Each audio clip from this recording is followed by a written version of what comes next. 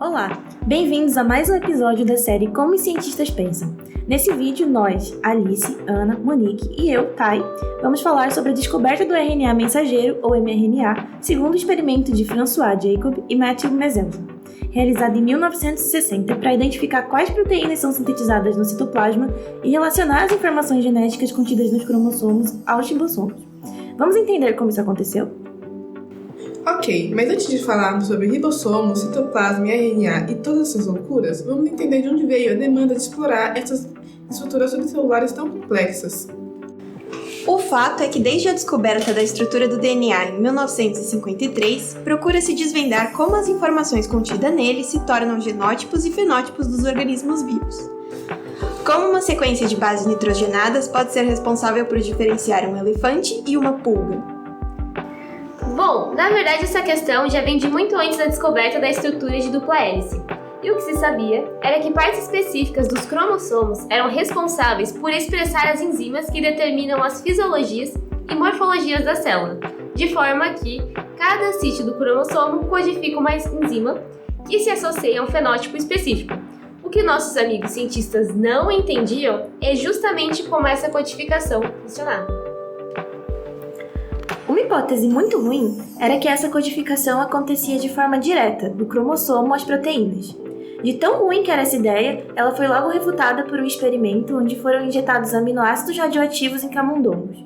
Uma análise por emissão fotográfica revelou que, de fato, as proteínas são sintetizadas no citoplasma, enquanto os cromossomos permanecem a todo momento no núcleo. Dessa forma, foi aceita a teoria de que existiria uma estrutura intermediária responsável por pegar as informações dos cromossomos e transformá-las em enzimas e proteínas no citoplasma. Essa estrutura foi chamada de ribossomo, em referência aos ácidos ribonucleicos dos cromossomos. A síntese de proteínas acontece nos ribossomos, então? A resposta é sim. Foi um experimento com enxofre radioativo que permitiu validar essa resposta, a partir do monitoramento da síntese de proteínas. Esse enxofre foi adicionado a uma cultura de bactérias em crescimento, que logo após passou por um procedimento de obtenção de ribossomos purificados, a partir do rompimento e centrifugação dessas células. Como o enxofre está presente nos aminoácidos cisteínas e metioninas, o isótopo radioativo é incorporado em proteínas recém-sintetizadas. Aderidas ao ribossomo, algumas proteínas que estavam sendo sintetizadas puderam ser rastreadas pela presença da radioatividade. Beleza, já se sabia que os ribossomos continham uma quantidade significativa de RNA. Então, a partir desse fato, surgiu uma teoria maluca sobre como funciona a expressão dos genes. Será que o RNA ribossômico poderia carregar as informações genéticas do núcleo até o citoplasma e ele mesmo usá-las para construir as proteínas? Parecia uma ideia promissora, mas não é bem assim que funciona. Se essa teoria estivesse correta, teríamos um monte de tipos de ribossomos, cada um com uma quantidade de RNA distinta, assim como temos vários genes diferentes codificando proteínas de tamanhos variados. Essa ideia foi refutada rapidamente, quando os cientistas investigaram os ribossomos e viram que eram todos iguaizinhos. Então, se o DNA nuclear codifica a informação genética nos ribossomos citoplasmáticos, e o RNA ribossômico não é o responsável por transferir essa informação do núcleo para o citoplasma, alguma outra coisa deve estar agindo como transportador. Interessante, né? Pensando melhor, a maioria do RNA nas células é ribossômico, mas não todo. Foi assim que, em 1961, François Jacob e Jacques Monod chegaram à hipótese de que deveria existir algum tipo especial de RNA mensageiro que fosse transportado até os ribossomos com uma sequência de bases complementar à do DNA. Ok, mas como eles chegaram nessa hipótese? Na verdade, foi graças a um experimento bem simples.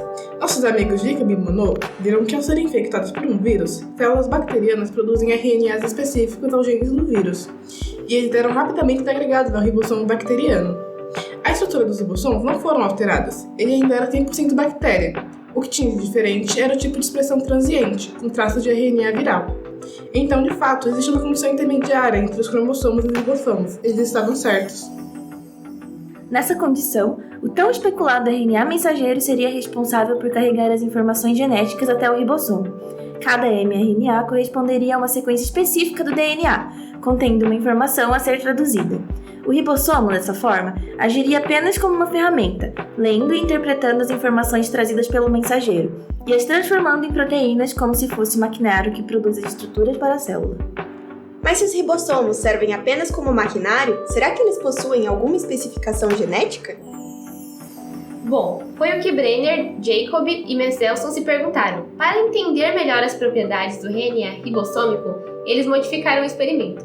Eles cultivaram várias gerações de células bacterianas em meio contendo isótopos pesados de cloreto de amônio, nitrogênio 15 e carbono 13, para que essas substâncias fossem utilizadas durante os ciclos celulares.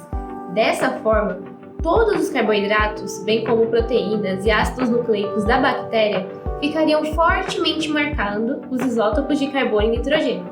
Assim, ao infectar as bactérias com o vírus T4, um vírus específico que substitui o DNA da célula pelo dele, seria possível então identificar quais estruturas seriam modificadas após a infecção.